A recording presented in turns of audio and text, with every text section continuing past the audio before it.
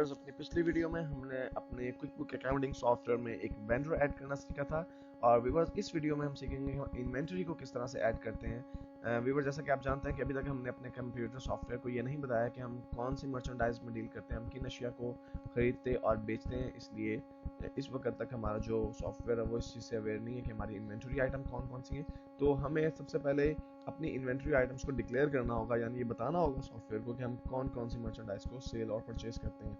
तो इन्वेंटरी को मेंटेन करने के लिए व्यूअर्स, आप लिस्ट के मेन्यू में से वेंडर के ऑप्शन को सिलेक्ट कीजिए, वेंडर के मेन्यू को सिलेक्ट कीजिए और यहाँ पर आपको इन्वेंटरी एक्टिविटीज नजर आ रहा है और इसमें से आपने सिलेक्ट करना सब मेन्यू में से न्यू आइटम।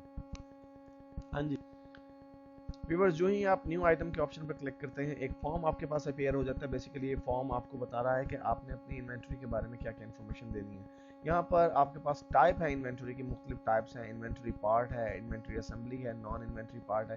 तो बेसिकली अभी जो हम इन्वेंटरी ऐड करने वाले हैं वो हमारा इन्वेंटरी पार्ट है, यानी हमारे इन्वेंटरी का हिस्सा है। तो हम इन्वेंटरी पार्ट को सिलेक्ट करके सबसे पहले हमें आइटम का नेम या नंबर देना होगा। तो व्यूअर्स, हम यहाँ पे आइटम का नेम दे देते हैं। फॉर एग्जांपल, हम पहली इन्वेंटरी जो ऐड करने लगे हैं वो है नोकिया 1280।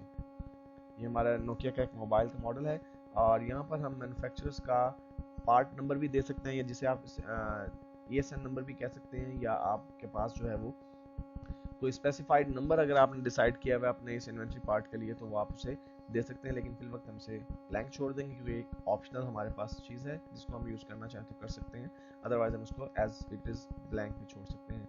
डिस्क्रिप्शन में व्यूअर्स, यहाँ पर आपको वो डिस्क्रिप्शन इंसर्ट करनी है जब आप इस इन्वेंटरी को सेल करेंगे तो आपकी जो सेल्स की आपकी जो इनवाइस बनेगी उस इनवाइस में इन्वेंटरी के अंदर क्या नाम आना चाहिए। तो हम यहाँ पर इसका नेम ही जस्ट एंटर कर देते हैं, नोकिया 1280। व्यूअर्स, इसके बाद हमें इसकी कॉस्ट डिसाइड करनी है। हमें ये मालूम होना चाहिए कि इसकी कॉस्ट क्या होगी।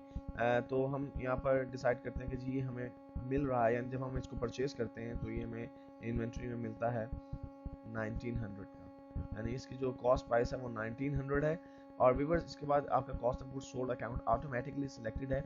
जब भी आप मर्चेंडाइज इन्वेंट्री को सेल करते हैं तो उसके जाहिर सी बात है कि आपका कॉस्ट ऑफ गुड्स सोल्ड का अकाउंट भी अपडेट होता है, क्योंकि जब तक आपको प्रॉफिट उस वक्त तक पता नहीं चलेगा जब तक कि आपको ये ना मालूम हो कि जो चीज़ आपने सेल आउट की थी उसकी ओरिजिनल कॉस्ट कितनी है।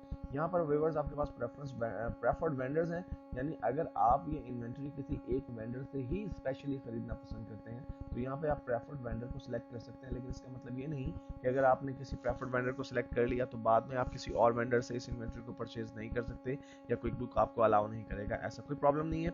लेकिन आप अगर सिलेक्ट करना चाहें तो देखिए, अभी तक हमने चूंकि 2 ही वेंडर्स जो ऐड किए अपने वेंडर्स लिस्ट में, मोबाइल जोन कराची और टेलीटेक कराची, तो उन दोनों का नाम यहाँ पर आ रहा है, लेकिन हम इसको एज इट इज़ ब्लैंक छोड़ देते हैं क्योंकि हम यहाँ पे डिसाइड करते हैं कि सम टाइम हम यही प्रोडक्ट एक वेंडर से परचेज करते हैं और सम टाइम यही प्रोडक्ट हम किसी दूसरे वेंडर से परचेज करते हैं।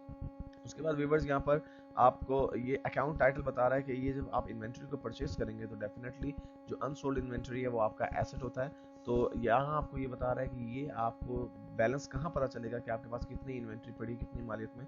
तो आपका अकाउंट नंबर है 12100, यानी इन्वेंटरी का एसेट अकाउंट, जिसमें आपको ये पता चलेगा कि आपके पास इस वक्त कितनी इन्वेंटरी मौजूद है।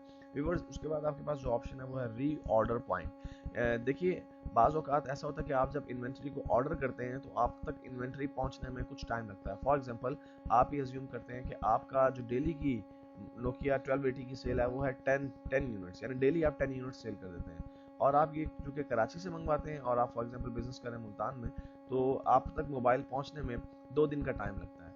इसका मतलब है कि आपके पास अगर 5 मोबाइल्स बच गए हैं और आप रीऑर्डर करते हैं, इस सूरत में आपके एक दिन की सेल जो है वो डैमेज हो जाएगी, क्योंकि अगर आपने 5 मोबाइल सेल आउट कर दिए और मोबाइल्स आप तक पहुंचने में अभी 2 दिन का गैप है, तो 2 दिन के जो आपके क्लाइंट्स हैं वो खाली लौट जाएंगे उनके पास, आप मोबाइल उन्हें सेल आउट नहीं कर सकेंगे क्योंकि आपके पास इन्वेंट्री में मोबाइल था ही नहीं। तो हम चूंकि हमें हमारी एवरेज सेल्स जो है वो यूनिट की वो है 10 यूनिट्स पर डे, और हमें मालूम है कि जब हम ऑर्डर करते हैं तो ऑर्डर हम तक पहुंचने में, यानी वो मोबाइल हम तक पहुंचने में 2 दिन का टाइम लगता है। इसका मतलब है कि कम से कम हमारे पास इन्वेंट्री में 20 यूनिट्स एटलीस्ट होने चाहिए, तब हम इसको रीऑर्डर कर दें, ताकि 2 दिनों में जब मोबाइल्स हमारे पास पहुंचेंगे तो उस दौरान हमारे पास कस्टमर्स की नीड्स को मीट करने के लिए मतलूबा मोबाइल्स हैं वो होने चाहिए।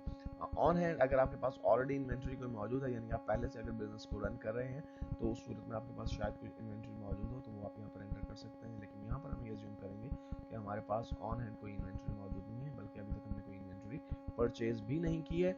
उसके बाद व्यूअर्स यहाँ पर हमारे पास सेल्स के रिलेटेड इन्फॉर्मेशन है। बेसिकली अगर आप इस इन्फॉर्मेशन पैनल को देखें तो ये दो हिस्सों में डिवाइडेड है। लेफ्ट साइड पर परचेज इन्फॉर्मेशन और राइट साइड पर सेल्स इन्फॉर्मेशन। आपने जो डिस्क्रिप्शन परचेज इन्फॉर्मेशन में एंटर किया, ऑटोमेटिकली सॉफ्टवेयर ने वही डिस्क्रिप्शन सेल्स इन्फॉर्मेशन में एंटर कर दी है। सेल्स प्राइस आप यहाँ पर इसकी डिसाइड कर सकते हैं व्यूअर्स कि आप किस प्राइस पर इसको सेल करते हैं, लेकिन बाद में आप इस सिलेक्टेड प्राइस से अलावा भी ज़्यादा या कम प्राइस पर इसको सेल आउट कर सकते हैं।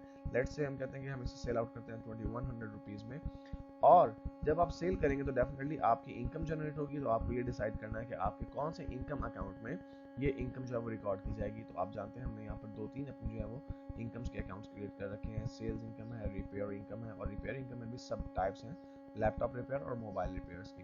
तो हम सेल्स इनकम के अकाउंट को सिलेक्ट करते हैं, यानी जब भी हम ये मर्चेंडाइज सेल आउट करेंगे तो हमारी सेल्स का अकाउंट जो है वो अपडेट हो जाया करेगा।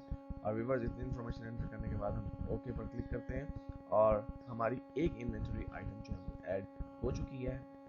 व्यूअर्स इसी तरह से हम एक और इन्वेंटरी आइटम जो है वो ऐड करते हैं, लेकिन अब की बार मैं डिटेल्स बहुत ज़्यादा डीपली नहीं बताऊंगा आपको, क्योंकि हम जो मुतल्लिका ऑप्शंस हैं उनको हम देख चुके हैं।